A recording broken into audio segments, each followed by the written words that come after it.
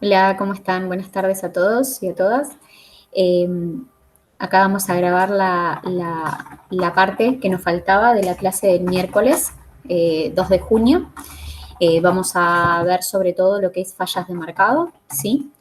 Les voy a compartir la pantalla.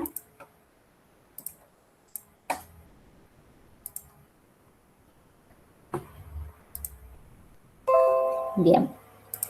Bueno, como les indicaba, hoy vamos a ver el tema de fallas de marcado. La bibliografía ya la tienen subida al Moodle por si tienen dudas con respecto a eso. A ver, vamos a enmarcar un poco qué significa esto de fallas de mercado. Según la teoría neoclásica, ¿sí? El mercado es el mejor asignador de recursos, ¿está bien? Ahora, ¿siempre lo es? O sea, ¿siempre es un buen asignador de recursos?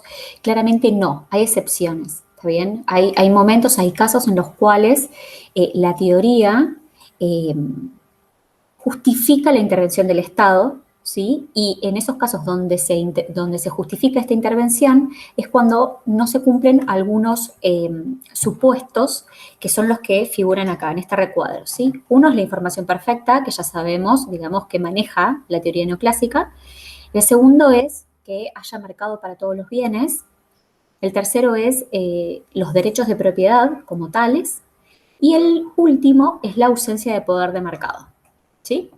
Si hay algunos de estos supuestos que no se llega a cumplir, estamos en presencia de fallas de mercado.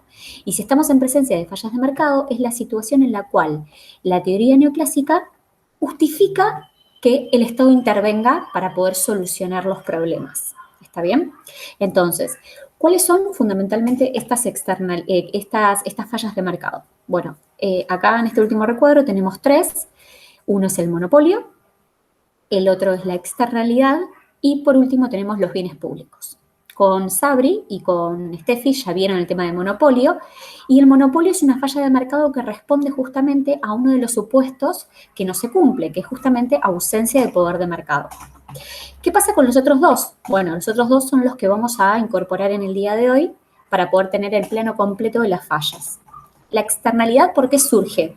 Surge porque obviamente no hay derechos, o sea, no están delimitados los derechos de propiedad. ¿Sí? Y los bienes públicos surgen porque justamente no hay mercado para todos los bienes. Es un tipo de bien con determinadas características que solamente lo va a proveer el Estado. ¿Sí? Entonces, vamos a empezar con el primero, que es externalidad. ¿A qué se refiere o qué es la externalidad? La externalidad, acá ustedes tienen un mini grafiquito.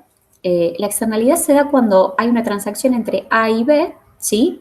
¿Sí? Una transacción entre estos dos agentes, y esta transacción genera un efecto, ¿sí? A un agente que no está incluido en esta relación, ¿sí? Ahora bien, esta transacción que se realiza entre A y B, ¿sí? Este efecto que genera eh, es este efecto no está incluido en el sistema de precios. ¿Sí? El sistema de precios, por eso acá el signo pesos, está regido por las valoraciones privadas. Y ahora, para poder entender un poco esto, vamos a ver qué es una valoración privada versus una valoración social. ¿Qué quiere decir esto? A ver, la valoración privada es aquella valoración que nosotros encontramos reflejado en el sistema de precios. Si vemos que una hamburguesa, por ejemplo, de una determinada marca sale 150 pesos, eso es una valoración privada. ¿Está bien? Si es que la empresa que está produciendo esa hamburguesa no está contemplando dentro del sistema de precios un efecto que puede generar a un tercero. Entonces, el sistema de precios vigente en el mercado lo que hace es reflejar valoraciones privadas. ¿Privadas de quién? Del productor. Pero está también la valoración social y es la que vamos a considerar para poder entender este mundo de las externalidades. Las valoraciones sociales van a ser el resultado, ¿sí? De la valoración privada, es decir, de la valoración reflejada en el sistema de precios y de la externalidad generada. Acá les hice un grafiquito donde es la valoración privada, es este sistema de precios, es este 150 pesos de la hamburguesa. Y la externalidad es ese efecto a un tercero, es ese efecto a otra persona, ¿sí? Que no está contemplado dentro del sistema de precios.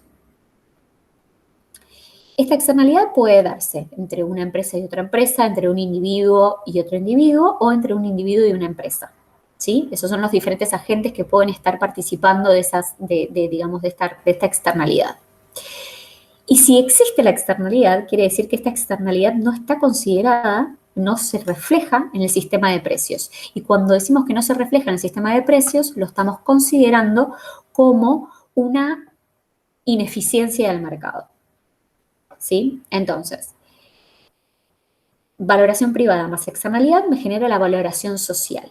Ahora, este tipo de externalidad, ¿qué puede ser? Bueno, tenemos dos tipos, uno que es positivo y el otro que es negativo. Si la externalidad es positiva, lo que quiere decir es que el beneficio, ese efecto que genera en un tercero, es un beneficio externo. Y si en realidad la externalidad es negativa, lo que está generando en esa tercera persona es un costo externo. ¿Sí? Entonces, vamos a avanzar un poquito en este tema. Para poder entender lo de externalidad negativa, vamos a ver primero externalidad negativa y luego externalidad positiva.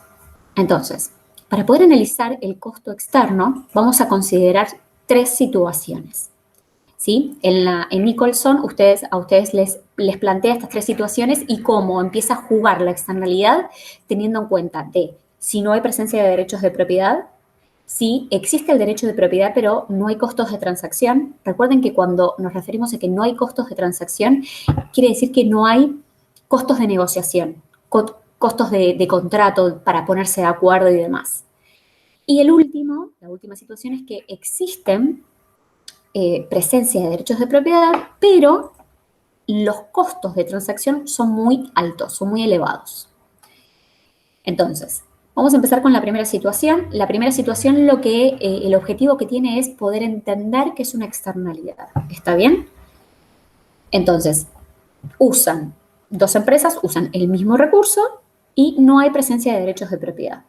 Acá lo que queremos entender es qué es lo que pasa en la situación de la empresa que está contaminando, ¿sí? Y qué pasa en la industria de ese mercado que contamina.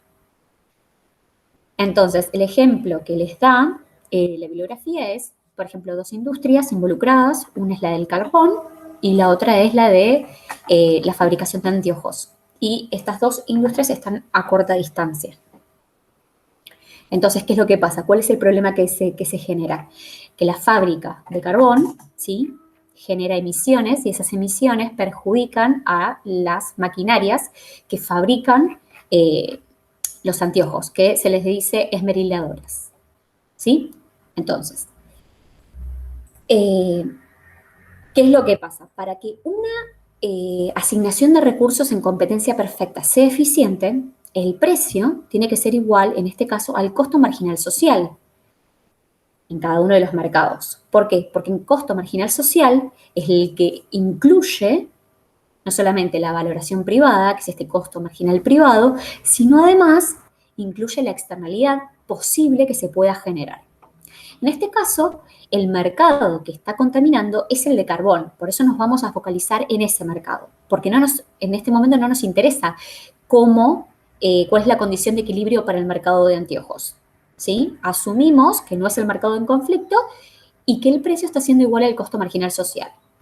Entonces, el mercado de carbón es el mercado que está generando la contaminación y entonces está claro que si no está incorporando, ¿sí?, la externalidad dentro de su estructura de costos, lo que vemos es que el precio de mercado, ¿sí?, está siendo igualado al costo marginal privado, es decir, el costo marginal que tiene por detrás valoraciones privadas.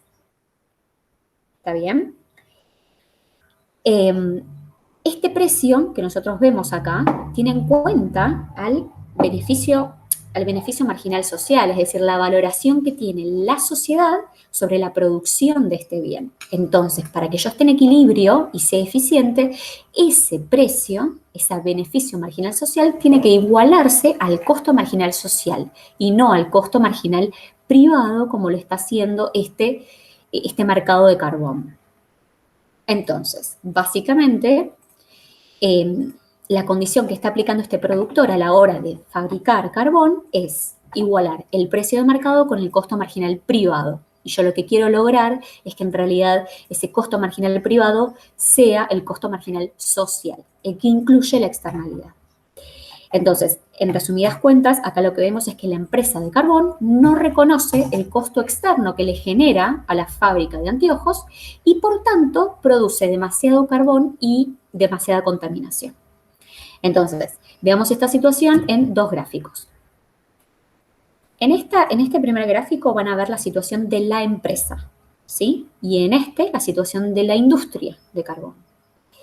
Entonces, nos focalizamos en la industria de carbón y en la situación de la empresa de carbón porque es la que está realizando la contaminación, ¿sí?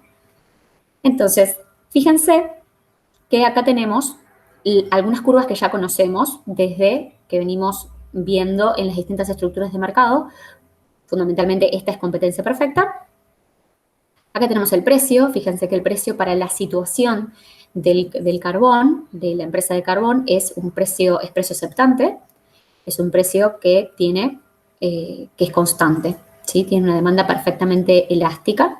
Y vemos que acá tenemos el costo marginal. Este costo marginal que nosotros conocemos es el costo marginal privado, el que está traccionado por valoraciones privadas.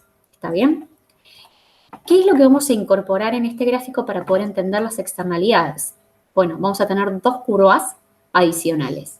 Una es el costo marginal externo, que es esta, que está acá, que fíjense que tiene pendiente positiva. ¿Y por qué tiene pendiente positiva? Porque fíjense que a medida que yo voy produciendo más carbón, el nivel de contaminación va creciendo. Es decir, esta fundamentalmente es la que me refleja la externalidad negativa. Y por el otro lado tenemos esta, que es la violeta, que es el costo marginal social, ¿sí? Y el costo marginal social es el resultado de sumar el costo marginal privado, que es con el que se rige el productor si no reconoce la externalidad, más el costo marginal externo, que es básicamente la externalidad.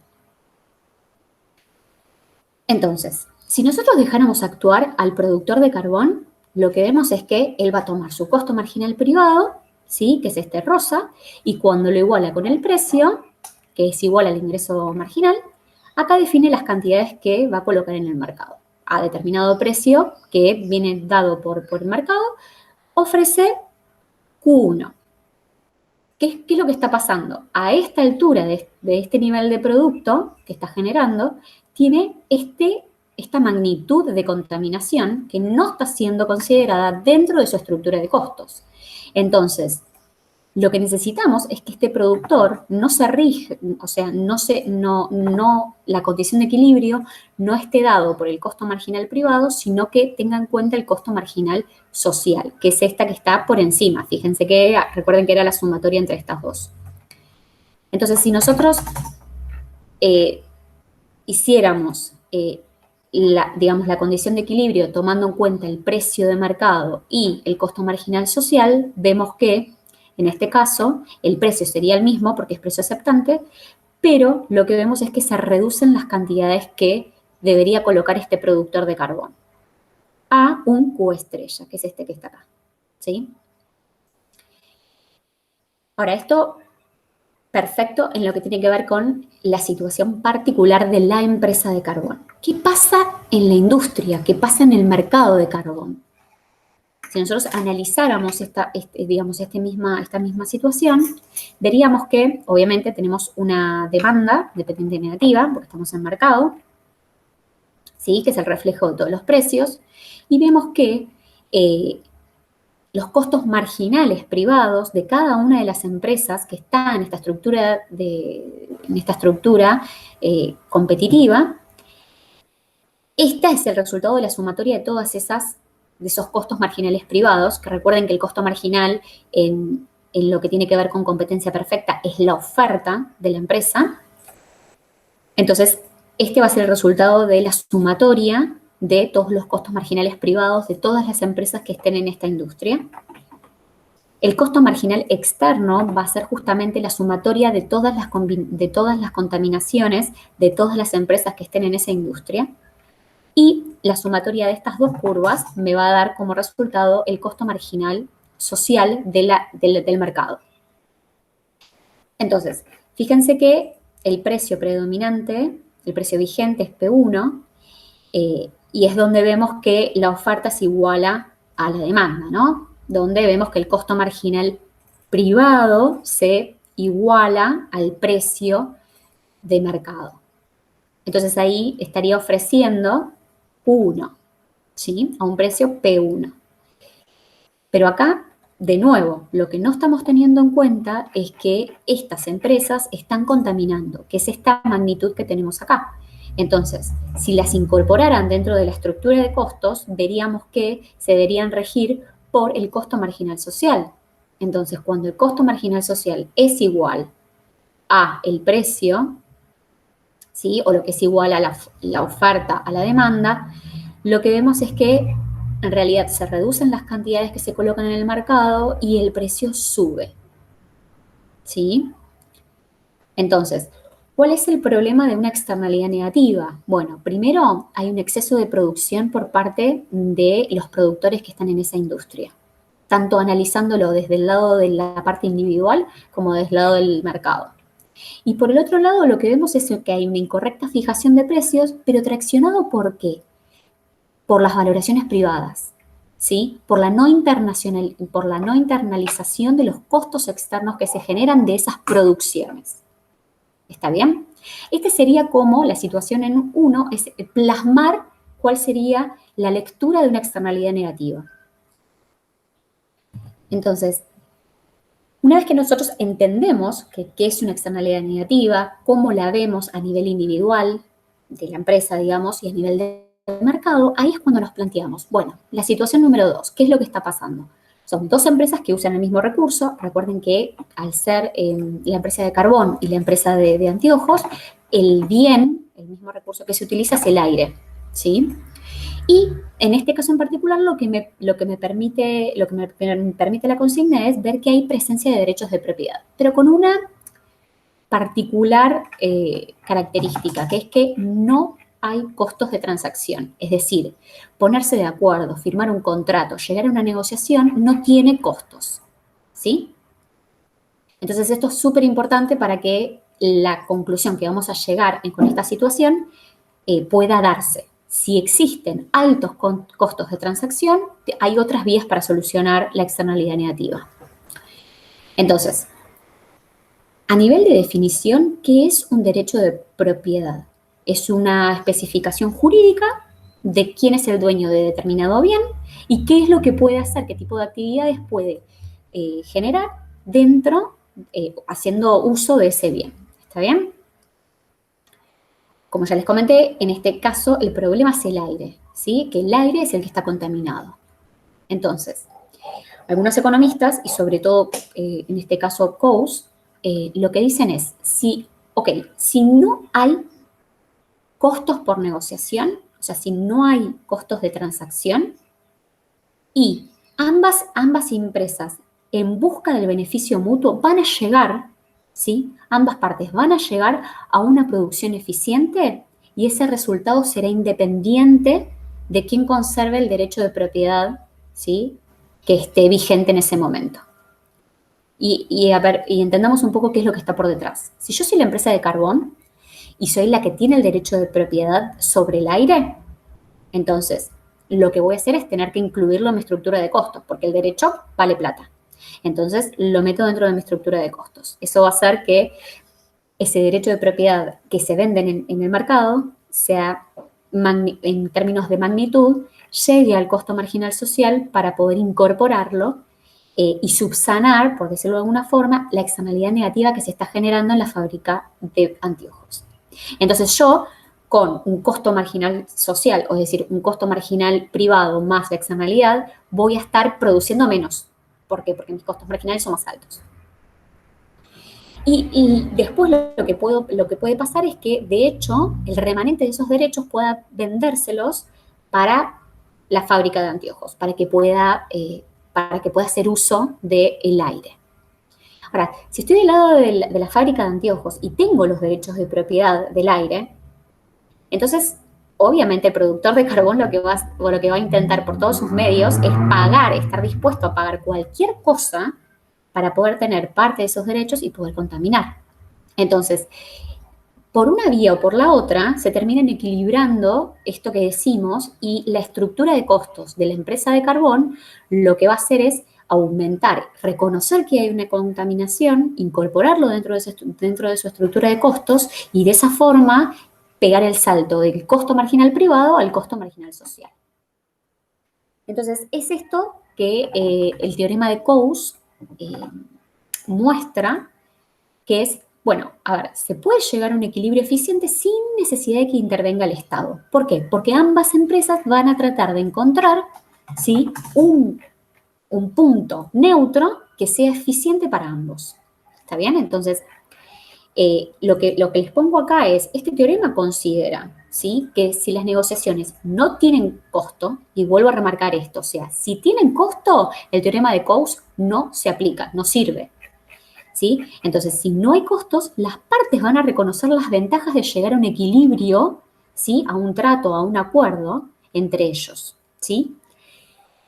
Cada una de ellas va a tomar en cuenta el costo marginal social y no el costo marginal privado, ¿sí?, no las valoraciones privadas.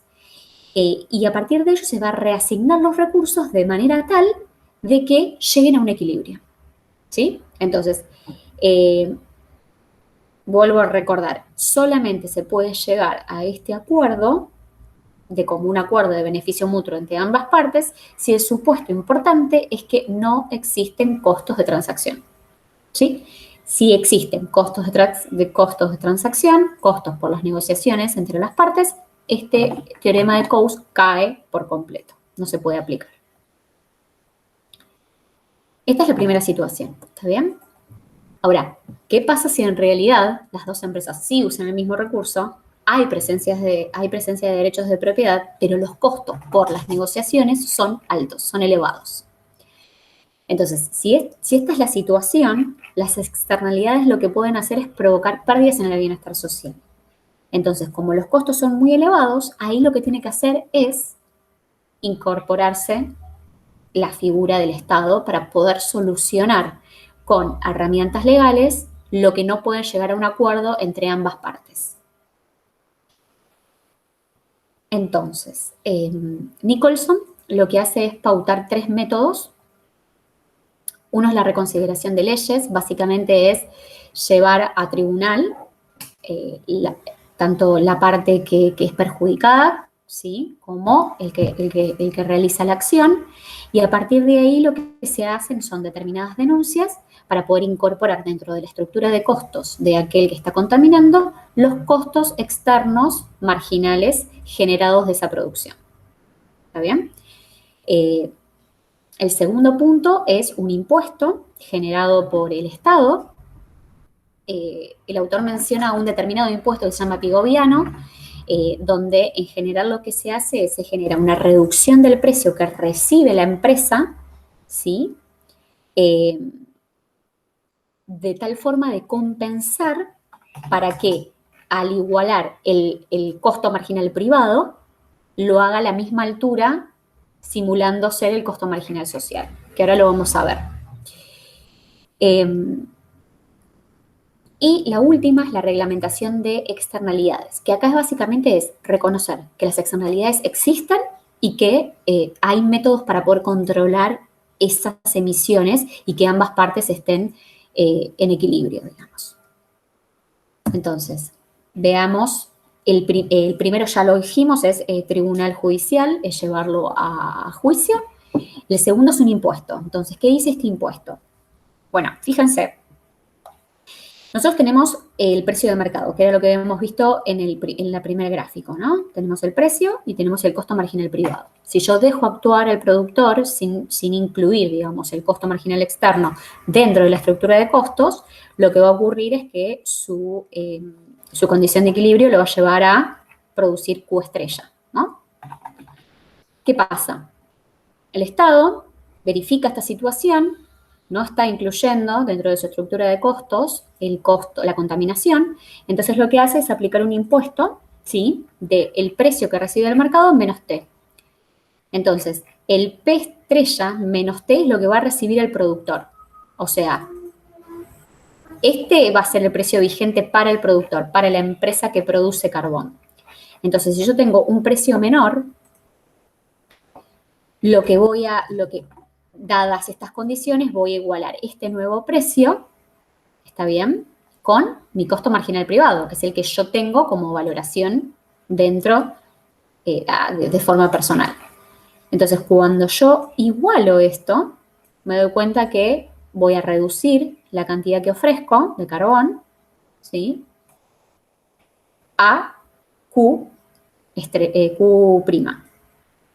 Y fíjense que lo que se logra justamente es que esta magnitud que es del impuesto P estrella, o sea, el precio menos el impuesto, va hasta la misma altura que si el productor igualara el costo marginal social con el precio vigente de mercado. Entonces, fíjense que llegamos a la misma cantidad que si en realidad lo hiciéramos por la vía de internalizar el costo marginal externo dentro de la estructura de costos. Fíjense que el impuesto es exactamente igual a los costos adicionales, ¿sí?, que genera el productor de carbón a la fábrica de anteojos. ¿Está bien?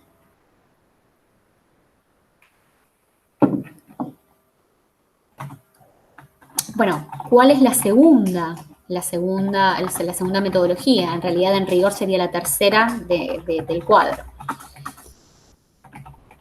Esta es directamente una política de control, ¿sí?, de la contaminación ambiental. Es reconocer que existe y controlarla. Controlarla puede haber varias formas. Este es el gráfico que se les muestra en la bibliografía. Fíjense, acá están dos curvas. Una es el beneficio marginal. ¿El beneficio marginal de qué? El beneficio marginal de la reducción de emisiones tiene pendiente negativa. ¿Por qué? Porque a medida que yo voy obteniendo mayores beneficios por la reducción de emisiones, esos beneficios van a ir cayendo. O sea, no es lo mismo la satisfacción y el beneficio que me genera reducir, por ejemplo, las primeras unidades de contaminación, a que esto vaya cayendo. O sea, voy haciendo más reducción de emisiones y mi beneficio marginal va a ir cayendo. El beneficio marginal social. Y por el otro lado tenemos el costo marginal, que tiene pendiente positiva. O sea, ¿qué implica esto? Bueno, son los costos que tiene que afrontar la empresa para poder ir reduciendo las emisiones de contaminación. Al principio, digamos, puede ser que, por ejemplo, no sé, se cambie y se ajusten algunas maquinarias de la producción de carbón y se reduzca el embudo del humo. Eso lleva un costo menor que ir escalando, ¿sí?, en la reducción de emisiones, y esa inversión que tienen que realizar por parte de la empresa puede llegar a ser cada vez mayor. Por eso el costo va subiendo. Entonces, ¿dónde está el equilibrio acá? El equilibrio justamente está cuando el costo marginal, ¿sí?, se iguala al beneficio marginal en R estrella.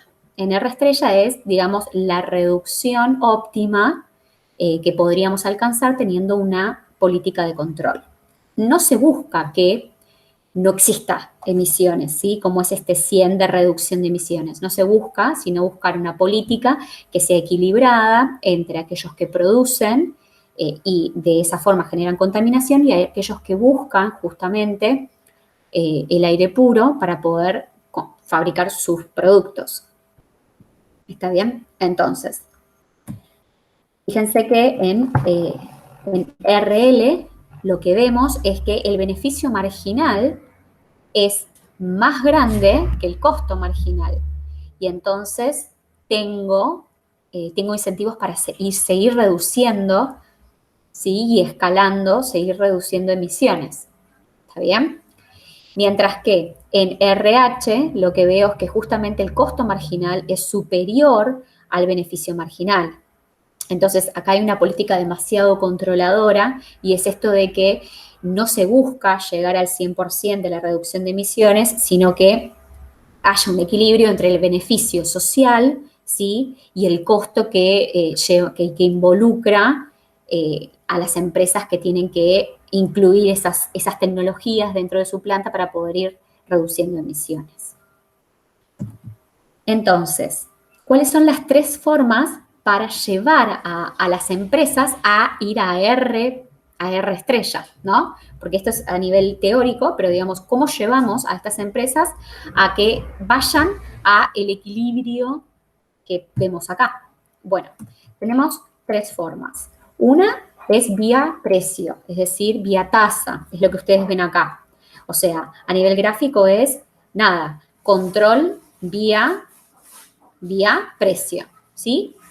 Entonces, acá lo que se genera es un impuesto que va a ser igual a F estrella por cada porcentaje que no se reduce de la contaminación, es por aquello que se excede de eso. Entonces, lo que vemos acá es que si la empresa está produciendo menos, está reduciendo emisiones menores a R estrella, lo que va a tener que pagar es una tasa que va a ser mayor al costo marginal externo, al costo marginal, perdón. Entonces, va a empezar a aumentar, ¿sí?, sus reducciones de emisiones para poder llegar a este punto. ¿Se entiende? Y por el otro lado, si estamos excedidos del R estrella, bueno, acá lo que va a pasar es que como estamos por encima, la reducción no es rentable, digamos. ¿Por qué? Porque mi costo marginal es mayor a lo que me está cobrando la política de control. Entonces lo que voy a hacer es tirarme hacia atrás para poder estar produciendo acá y no generar un costo adicional que no me sirve. Por el otro lado, tenemos los permisos, que son vía cantidad, es decir, justamente, o sea, la política es vía las cantidades. En este sentido, lo que hace el Estado es controlar qué cantidad de emisiones, ¿sí? Digamos, esto permite alcanzar este R estrella. ¿Está bien? Si existiese, por ejemplo, la posibilidad de que se produzca más de R estrella, lo que va a pasar es que esos permisos pueden ser intercambiables con otras empresas, como para, digamos, llegar al R de equilibrio. Y por último, tenemos los controles directos, que son a través de un mecanismo exacto, es decir, una instalación de un equipo especial, una maquinaria especial que controle la contaminación y que fuerce y lleve a que la reducción de emisiones se mantenga en un nivel de R estrella. ¿Sí? Bueno, esto de lo importante que ustedes ven acá en rojo es justamente lo que les decía en el anterior, digamos en el slide anterior, es esto de que, a ver, no se pretende llegar a reducir el 100% porque se necesita buscar un equilibrio entre beneficios y costos de ambas partes, ¿no? A nivel social y a nivel empresarial. Vamos ahora con las externalidades positivas, es decir, la otra mirada. En este caso, la situación que se está presentando es justamente aquellos que hacen determinadas transacciones o hacen determinados arreglos o invierten en determinadas actividades. Esas actividades generan una externalidad positiva en un tercero, ¿sí? Que es un beneficio externo que no está reconocido por aquel que lo realiza y que en realidad habría que incentivar la mayor producción para que puedan aumentar ese tipo de producción, de servicio, de producto dentro del mercado. En la bibliografía les plantea a una persona que genera reparaciones en su casa y a nivel de jardinería, de fachada de su casa, y eso genera que no solo haya personas que pasando por ahí les genere un beneficio externo, como por ejemplo, andar por la vereda y no tener pozos, y que no haya pozos, una mamá que va con un carrito de un bebé y no haya pozos, esté la vereda arreglada. Eso hace que, digamos, el barrio también se evalúe en mayor cuantía y genere externalidades positivas. Pero también hay un caso, este es como bastante, o sea, hay que forzarlo bastante al ejemplo de la casa y demás, pero también existen otros ejemplos, como puede ser una determinada empresa que tiene que, por ejemplo, hacer la logística de determinado producto hacia un campo y en realidad invierte en el tendido de una ruta, ¿sí? Y eso genera no solamente un beneficio hacia su depósito o hacia el campo donde tiene, digamos, relación directa, sino que además genera externalidades positivas para otros campos que estén de manera aledaña. Entonces eso también genera y es como más palpable. ¿Está bien? El tendido de un ferrocarril que sea a nivel privado puede generar beneficios externos a otros pueblos o a otros campos que están cerca. ¿Se entiende? Entonces, ¿cómo hacemos para analizar esta situación? Bueno, fíjense que acá tenemos el nivel de reparación, que digamos basándonos en el tema de la casa, que es lo que está plasmado en la Biblia, y acá tenemos el valor de esas reparaciones. Entonces, lo que nosotros conocemos, que ya lo vimos, es que tenemos un costo marginal. Fíjense que acá el costo marginal es constante. ¿Por qué? Porque en realidad una reparación que realiza la persona, por ejemplo, el pintado de la fachada de la casa, no depende de las demás reparaciones que se hagan. Por ejemplo, la jardinería o, por ejemplo, el arreglo de la vereda. Entonces, por eso es constante. Y tenemos el beneficio marginal privado, que es la demanda, digamos, es la demanda personal de la persona, y tenemos el beneficio marginal externo, que es este que vemos acá, que tiene pendiente negativa, obviamente por la misma lógica de que a medida que voy haciendo algunos arreglos iniciales, me genera un beneficio marginal externo alto, y a medida que voy agregando más reparaciones, ese beneficio marginal para el resto de las personas que van caminando por la calle va cayendo. La sumatoria entre el beneficio marginal externo, que es la externalidad positiva fundamentalmente, y el beneficio marginal privado es lo que me conduce a tener un beneficio marginal social, que es el que deberíamos motivar a que la persona que esté realizando las reparaciones tenga en cuenta para fijar el nivel óptimo de reparaciones. ¿Se entiende? Entonces, fíjense que si yo dejo actuar a esta persona que hace arreglos en su casa, esa persona va a regirse por su beneficio marginal privado, que es la demanda, ¿sí? Y el costo marginal, el precio, digamos. Cuando el beneficio marginal privado se iguala al costo marginal, estoy teniendo un equilibrio. O lo que es lo mismo, cuando el precio, ¿sí?, que está acá, que en realidad es el precio de esta reparación, se iguala con el beneficio marginal que genera la reparación. Entonces acá se indica que esta persona va a hacer Q1 de reparación. ¿Qué pasa? Yo necesito fomentar que esta persona haga, ¿sí?, más niveles de reparación porque eso genera una externalidad positiva que no está contemplada dentro de la situación de esta persona. Entonces, ¿cómo hacemos para incorporarla? Bueno, ahí lo que tenemos que hacer es que forzar a esta persona a tener en cuenta el beneficio marginal social. Fíjense que si yo cuando igualo el beneficio marginal social al costo marginal, lo que veo es que el nivel de reparación es mayor. Entonces, ¿cuáles son las herramientas a nivel del Estado para poder incentivar esta mayor producción? Bueno, básicamente los subsidios, ¿sí? Es considerar que en vez de que el precio que tiene que pagar esta persona por hacer la primera reparación sea P1, en realidad sea P estrella. Entonces el subsidio, la magnitud del subsidio hace que la empresa que hace que la persona que está haciendo la reparación considere que P estrella es su precio vigente y entonces a este precio vigente, cuando se iguala con su costo, con su beneficio marginal privado, me equivale al mismo punto donde el beneficio marginal social es igual al precio vigente de mercado. Y es ahí cuando yo incentivo y motivo a que se produzcan mayores niveles de reparación. Lo mismo pasa con la ruta, ¿sí?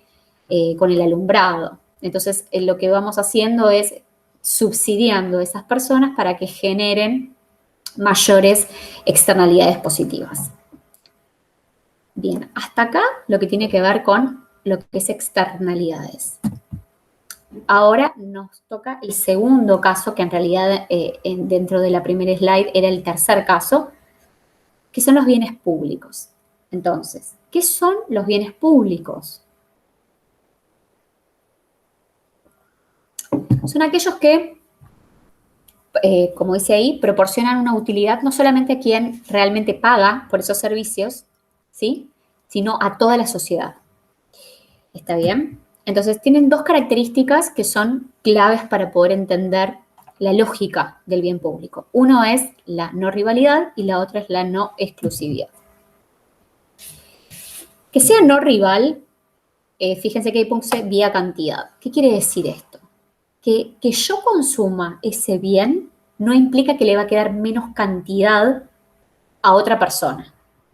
Por ejemplo, un ejemplo típico es el alumbrado público. Si yo camino por la calle, ¿sí?, que yo esté caminando por la calle y me alumbre y esté el alumbrado público, no implica que yo le voy a dejar menos luz a otra persona que esté caminando atrás mío.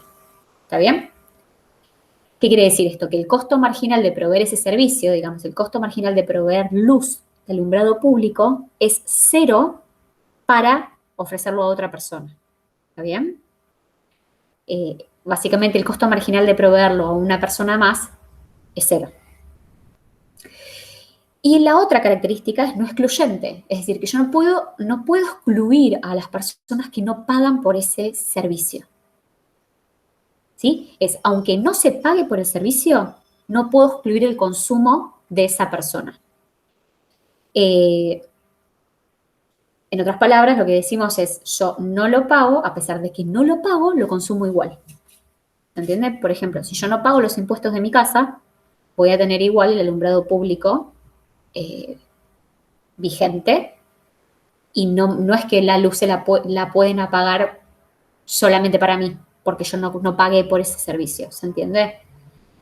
Entonces acá como no hay una demanda revelada por parte de cada una de las personas que existen en la sociedad, lo que se ocasiona y lo que se empieza a producir y generar es lo que se llama el free rider o el parásito, que son básicamente aquellas personas que consumen el bien a pesar de no haberlo pagado, ¿sí?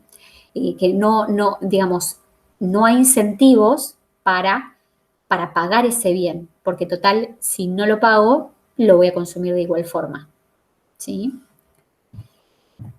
Entonces, estas características de estos bienes implican que para una empresa privada que lucra, obviamente, sea muy difícil poder ofrecer este tipo de bienes o servicios.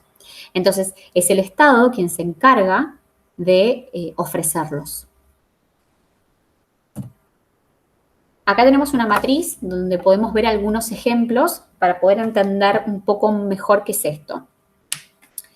En esta matriz, fíjense, hay un bien que es excluible y que es rival, son básicamente los bienes privados, ¿no? A ver, un auto, por ejemplo. Un auto es excluible porque lo pagué, ¿está bien? Pero además es rival, ¿por qué? Porque si en la concesionaria general a nivel nacional hay, por decir algo, 1000 autos de esta misma marca, de este mismo modelo, y yo pagué uno y lo tengo, y es mío, es propiedad privada, ahora sí dejé menos posibilidades de comprar ese modelo de auto. Dejé 999 posibilidades. ¿Se entiende? Entonces, que sea excluible y que sea rival, aplica a que sea un bien privado. Ahora nos vamos a un híbrido en que, por ejemplo, sea no excluible y rival. Por ejemplo, que sea no excluible y rival o que sea excluible y no rival son bienes cuasi públicos. Es decir, alguna de las dos características no aplica porque existen excepciones. Uno de esos ejemplos es, por ejemplo, la universidad. La Universidad de la General Sarmiento. La Universidad Nacional de General Sarmiento es pública, entonces todo el mundo diría, bueno, en realidad debería ser no excluible y no rival. Bueno, no es tan así. ¿Por qué? Porque las aulas tienen un determinado lugar físico, determinados asientos. Entonces, básicamente vos no pagás una cuota, una matrícula para poder participar de la carrera y cursar las distintas materias, con lo cual es no excluible. Ahora bien, sí es rival. ¿Por qué? Porque que yo esté sentada en la primera fila del aula implica que le dejo un asiento menos a otro que viene para sentarse. ¿Está bien? Y del lado opuesto tenemos un bien cuasi público que es sí excluible, o sea que yo sí pago por ese servicio, pero que en realidad no deja menos cantidad al otro, que la característica es no rival. Uno de los casos es el cable, ¿no? Donde yo pago por ese servicio, ¿sí? Una determinada cuota, pero que yo pague y que consuma, por ejemplo, el día de un partido de fútbol, el pack de fútbol, no implica que otra persona no pueda, o sea, le deje menos lugar para poder ver ese partido. Y después tenemos los bienes puros públicos, que son los que están en este cuadrante, que son no excluibles y no rivales, que es, por ejemplo, la defensa nacional, está bien, el control de los mosquitos, cuando se hace un control de los mosquitos, la justicia, entre otros, ¿sí? Donde no son excluibles, es decir, puedo no pagar y consumirlo igual, y no le dejo menores cantidades al otro, que es no rival. Por último, quiero contarles cómo, digamos, se hace y se define qué cantidad de bien público se coloca en el mercado. Entonces, cuando nosotros hablamos de bienes privados, sabemos que para poder determinar la demanda agregada, entonces lo que hago es hacer la sumatoria horizontal, es decir, a determinado precio sumo cuáles son las cantidades demandadas de cada uno, ¿sí? Y lo sumo de manera horizontal y obtengo la demanda agregada, ¿está bien? Pero, ¿qué pasa para los bienes públicos? Bueno, para los bienes públicos no es tan fácil. Para los bienes públicos la demanda agregada va a ser la sumatoria vertical, como vemos acá, ¿ven? Está la demanda 1 y acá tenemos la demanda 2. Entonces, para poder obtener la demanda agregada del bien público, lo que tenemos que hacer es sumar verticalmente, ¿sí? ¿Por qué sumo verticalmente? Bueno, recuerden que el valor de un bien privado es la cantidad máxima que la persona está dispuesta a pagar por ese bien. Por una persona, por un bien. El problema del valor de un bien público es que la cantidad máxima, ¿sí?, se define como la cantidad que toda la sociedad está dispuesta a pagar por esa unidad adicional de bien público. ¿Y por qué decimos que toda la sociedad? Porque es un bien no rival. Que yo lo consuma no implica que le quede menos al otro. Entonces, el costo marginal de poder proveerle una unidad más a otra persona es cero. Entonces, no me sirve sumarlo de manera horizontal. Necesito sumar cuáles son, ¿sí? Cuáles son, digamos, en determinado nivel de producto, por ejemplo, 2 plazas, cuál es la demanda, ¿sí?, revelada que tienen cada uno de los grupos de la sociedad. Entonces ahí voy a poder sumar verticalmente para poder tener la demanda agregada. Por ejemplo, de 4 a 6 no hay demanda revelada por parte del primer grupo, solamente del segundo grupo. Entonces acá vemos que la demanda es como media cortada, ¿no? ¿Se entiende? Entonces, cuando yo igualo el costo marginal de proveer el servicio, ¿sí?, de producir el bien público, y se iguala con la demanda, defino qué cantidad de bien público es el que se coloca en el mercado. ¿Está bien? No se mezclen el costo marginal de producir una unidad de bien público con el costo marginal de proveer ese bien público a una persona adicional, que eso sí es cero. Pero el costo marginal de producir una unidad de bien público tiene un valor, que es este costo, que en este caso acá es constante, de 5,50. Entonces, en resumidas cuentas, la demanda agregada de un bien público no se hace de manera horizontal, se hace de manera vertical. ¿Por qué? Porque los bienes privados tienen la característica de ser rivales. Entonces, la unidad que consume A, ¿sí?, no puede ser la misma unidad que consume B. Entonces, yo puedo sumar horizontalmente. En cambio, para poder determinar qué cantidad de bien público coloco en el mercado, yo, a nivel social, tengo que definir qué está dispuesta la sociedad en su conjunto, ¿sí?, a consumir determinado número de bien público. Por eso se suma de manera vertical. ¿Está bien? Acá les pongo igual. El valor de un bien público es la cantidad máxima que toda la sociedad está dispuesta a pagar por una unidad de ella. Y es esto que vemos. Acá, por ejemplo, hay dos grupos de consumidores con dos demandas, ¿sí? Y entonces uno está dispuesto a pagar 1,5 por 2 unidades y el otro grupo de consumidores, digamos, de la sociedad, está dispuesto a pagar 4. Entonces lo que vemos es que a nivel de la sociedad, para 2 unidades están dispuestos a pagar en total 5,5. Y ahí es como voy construyendo la demanda agregada del bien público. ¿Sí? Eso es todo lo que vamos a ver hasta acá. Eso es fallas de mercado. Pueden retomar Nicholson, ¿sí? Y cualquier duda la vemos en la clase de consultas. Nos vemos.